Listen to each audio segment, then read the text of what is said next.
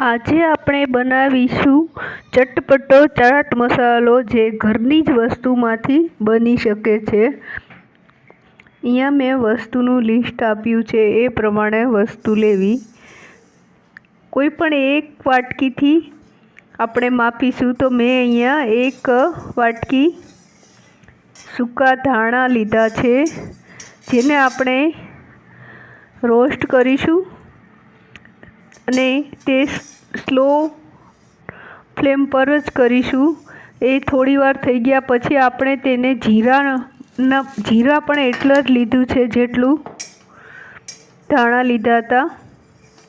બધું જ એક વાટકી વડે જ માપીશું અને જીરામાંથી થોડી સુગંધ આવે પછી જરાક વાર જ રાખી અને કાઢી લઈશું। મરી મેં પા વાટકી લીધા છે અને તે બહુ ઓછા રોસ્ટ કરવાના છે। અને આ છે વરિયાળી, તે તો નાખતા જ તરત હલાવી અને કાઢી લેવાની છે અને બધું સ્લો ફ્લેમ પર જ કરવાનું છે। આ થઈ બી ગઈ છે। હવે આપણે ફ્લેમને બંધ કરી દીધી છે અને નાખીશું ગરમ વાસણમાં જ મરચાં અને 1 ચમચી આપણે તેમાં અજમા નાખીશું, જેને જરા ચલાવીને 2 મિનિટ માટે આ વાસણમાં રાખી દઈશું।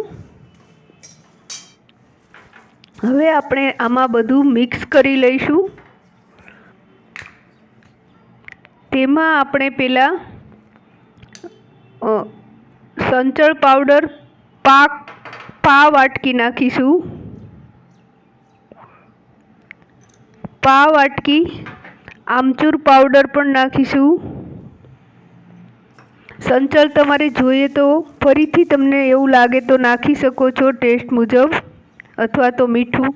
આ મેં સાઇટ્રિક એસિડ લીધું છે, એટલે કે લીંબુના ફૂલ છે, જે 1 ચમચી લીધા છે। હવે આ બધું આપણે મિક્સ કરી લઈશું અને તેને મિક્સ કરીને એક જારમાં ટ્રાન્સફર કરીશું અને તેને એકદમ ઝીણું આપણે પીસીશું। હવે તેને આપણે એક આંખ વડે ચાળી લઈશું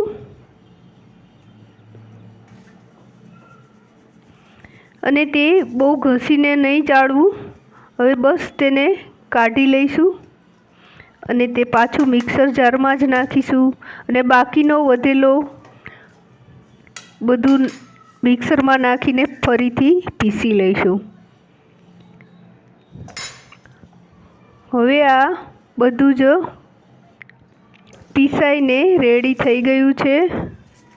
એકદમ બારીક પાવડર તેનો સારો લાગે છે। હવે તે આપણે એક એરટાઇટ જારમાં ભરી લઈશું, જે 6 થી વધારે મહિના સુધી સારો રહે છે, તેને ફ્રીજમાં ન હોય તો પણ।